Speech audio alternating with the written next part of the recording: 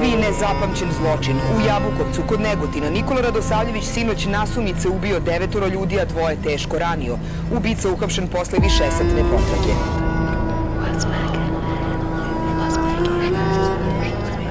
2007. godine na istoku Srbije, u jednom malom, ali mirnom selu, dolazi do jednog od najgorih monstruoznih zločina u istoriji moderne Srbije.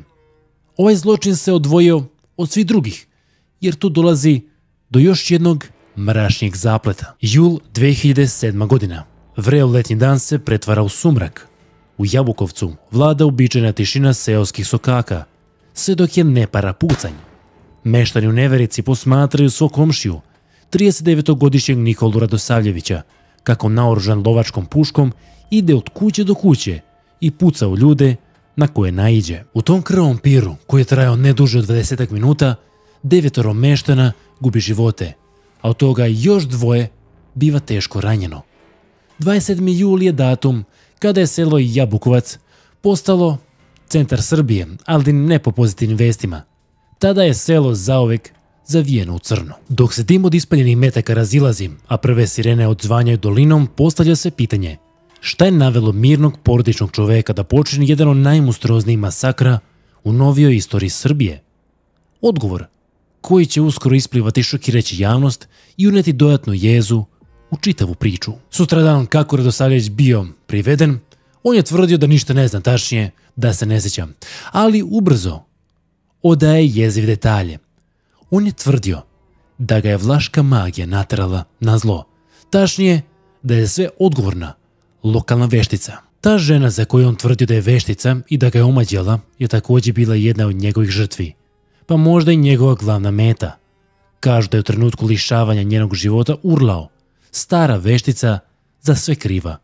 Ovim je stravični zločin poprimio elemente misterije i nadprirodnog, kakvi se retko viđaju čak i u crnoj hronici. Danas istražuje duboko verovanje u vlašku magiju na području istočne Srbije i kako se ispreplela sa tragedijom u Jabukovcu. Da li je masovni ubica delovao isključivo vođen psihičkim rastrojstvom ili su drevne vražbine i strah od nečastivih sila odigrale svoju ulogu u ovom krvavom piru?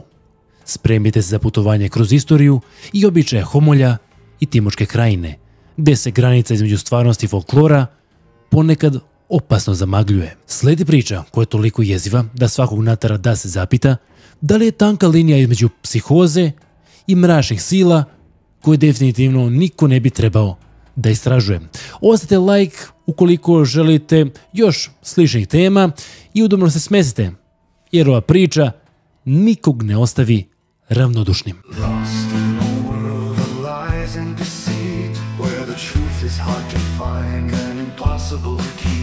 Idiocracy's fighting for what is right, but the conspiracy runs deep into the night.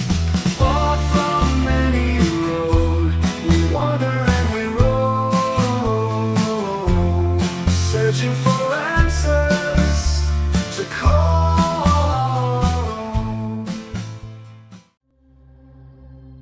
Istočna Srbija, oblast Homolja, Zvižda i Timočke krajine, vekovima je poznata po vlaškoj magiji, mističnoj praksi koja prožima lokalnu kulturu i svakodnevni život. Vlaška magija potiče od Vlaha, tačnije udaljenim mestima za koje mnogi nisu čuli.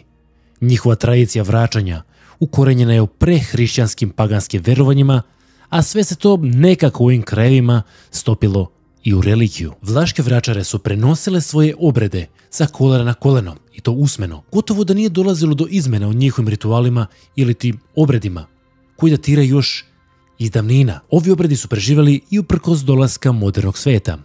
U istočnoj Srbiji vlada reputacija da u vlaškoj magiji zaista ima nešto zagonetno, mračno i zastrašujuće. Mnogi ljudi veruju da je to jedna od najmoćnijih magija koja dolazi još iz drevnog perioda. Kažu da gotovo nema sela u Timočkoj krajini bez bar jedne vračare koje se meštani potajno obraćaju za pomoć. Vlaška magija vremenom postala ozloglašena i širom Srbije.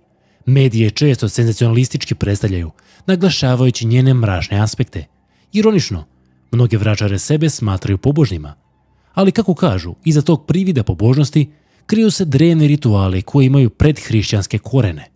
Među tradicionalnim verovanjima Vlaha veruje se da su svetovi živih i mrtvih isprepleteni. Smrt nije kraj, već tek prelazak u drugi oblik postojanja. Otuda mnogi njihovi običaji imaju veze sa mrtvima ili ti sa dušama njihovih predaka. Tu se posebno poštuju pokojnici, ali tu ima i bizarnih obreda. Verovatno ste čuli za jedan obred iz naše domaće serije – Crna svadba. Ovo je ritualno venčanje preminule neudate osobe na samom njenom sahranjivanju. Mlada se oblači u svetlo i venčava za pokojnika u kovčegu, uz veselje oko groba.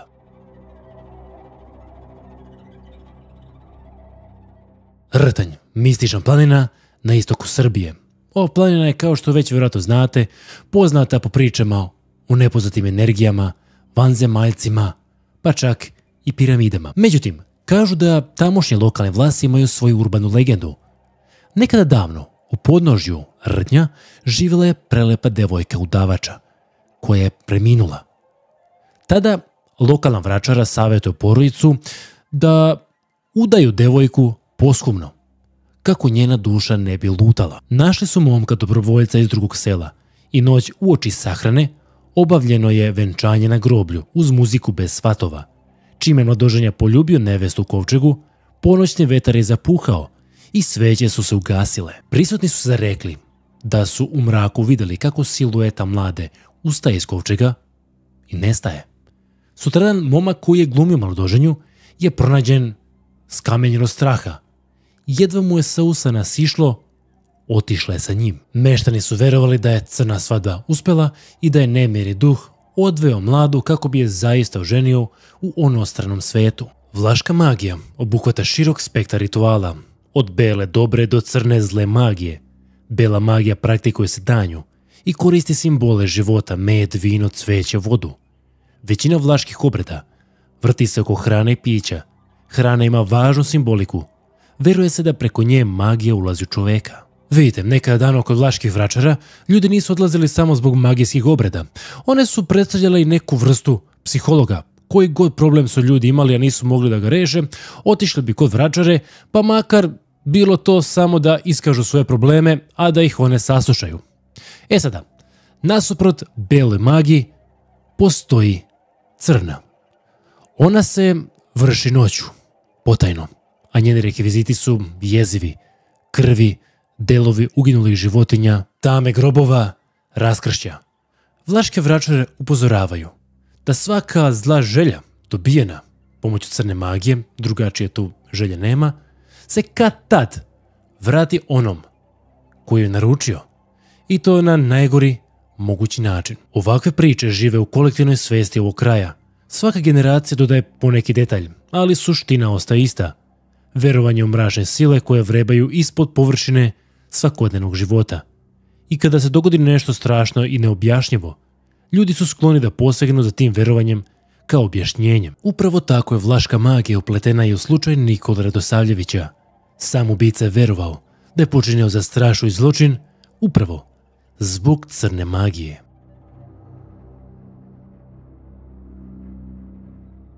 Da se vratimo na onaj kobni događaj koji smo spominjali u početku klipa.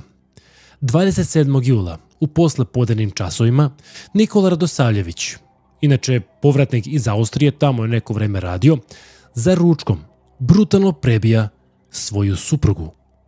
On je slomio i vilicu i nos i tada je vikao svinja krvari ispred mene.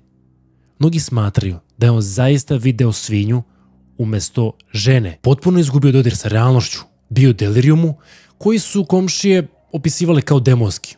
Ništa tako nisu vidjeli u svom životu kako su govorile. Tada Nikola iskače iz kuće i kreće se ka bunaru. Skače u isti, na taj način je pokušao da okonča svoj život. Međutim, komšija uspeva da ga izvuče iz bunara i tako mu spase život. Ali tada nešto se u Radosavljeviću prelomilo. On je umjesto zahvalnosti pripretio ovom komšiji da će ga ubiti ukoliko ne ode odatle. Tada Radosavljević odlazi u kuću, uzima pušku i počinje onda svoj krvavi pir. Naoružan puškom Nikola je peške obilazio kuću po kuću komšiluku. Prve žrtve bile su mu komšije supružnici Branislav i Draginja, koju je usmrtio na pragu njihove kuće. Zatim je na meti našao drugu porodicu, oca Veljka, sina Dragana i Veljka u taštu Marinu, oduzevši im živote jednim za drugim. Nastavlja da oduzima živote porodici za porodicom i 15-godišnjak je stradao, dok ga je njegov otac pokušavao zaštititi svojim telom. Oni koji su pokušali da pobegnu, Radosavljević bi ih sustigao. Mnogi su gledali iz blizine kako im stradaju najvoljeniji. Za kraj on odlazi ka kući svoje posljednje i glavne mete. Odlazi kod tašte svog rođenog brata. On je upravo nju krivio za svu nesreću koja mu se događala u posljednje vreme. On je verovao da ona upravo veštica koja je bacala crnu magiju na njega. On je uleteo u njenu kuću, urlajući i ponavljajući stara veštica kriva za sve. Ispalio je hitac i tako je usmrtio na licu mesta. Za samo 20 minuta, za samo nekoliko stotina metara. On je zavio crno 6 porodica. Ubio ukupno 9 osoba, starosti od 15 do 75 godina. Usmrtio je rođake, komšije. Nije birao. On je nakon posljednjeg pucnja pobegao van sela. Policija ga intenzivno tražila cele noći.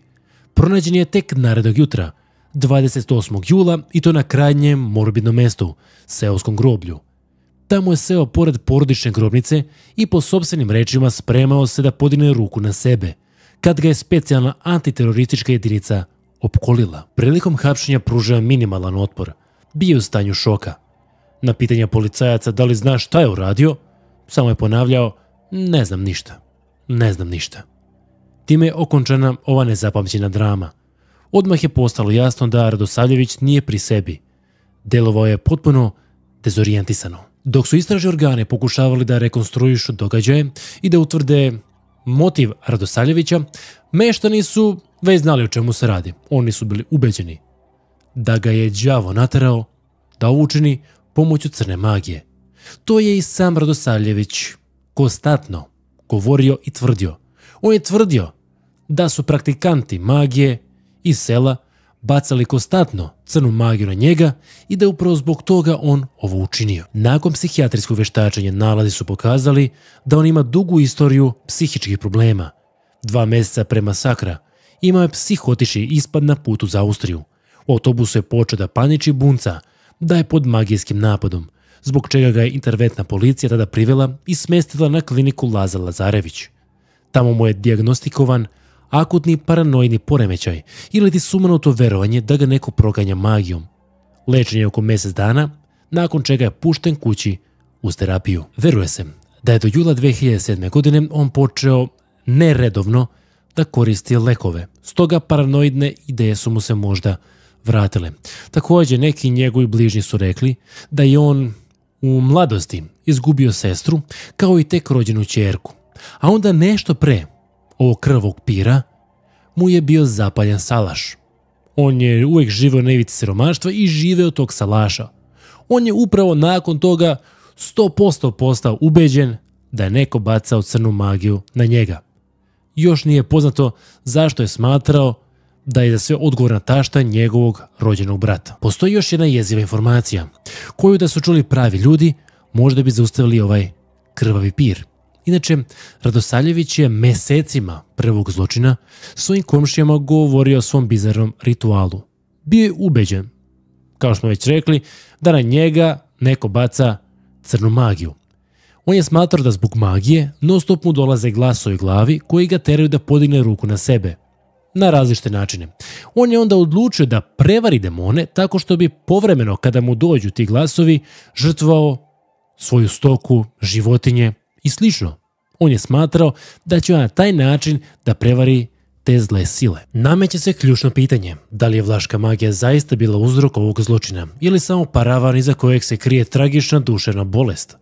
Stručnjaci naglašavaju da je Radosavljević pre svega bio psihijatrijski slučaj, čovjek sa akutnom paranoidnom psihozom, koji je usled nelečenja postao opasan i po sebe i po druge.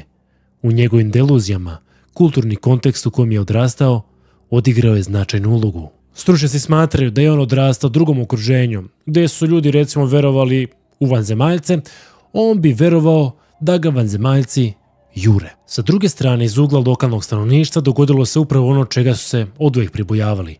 Crna magija je navela čoveka na sumanuti čin. Čak i oni racionalni, koji znaju da magija nema pravnu ni medicinsku težinu kao opravdanje, opet prema vlaškoj magiji gledaju sa oprezom i velikim poštovanjem. Jednostavno, neke stvari ne treba tražiti. Dok se sunce polako spušta iza Homojskih planina, a senke se duže protežu preko napuštenih dvorišta Jabukovca, nemoguće je ne osjetiti jezu pri pomisli na događaje od pre skoro 20 godina. Ovo mesto će zauvek nositi ožiljke jedne sumanute noći, kada su se, barem u očima jednog čoveka, demoni magije oslobodili i poveli ga u krvavi pir.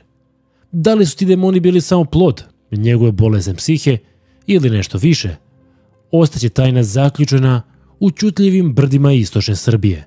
Možda je konačni odgovor negde na raskršću razuma i verovanja, gde duhovi prošlosti nastavljaju da postavljaju zagonetke nama, modernim ljudima.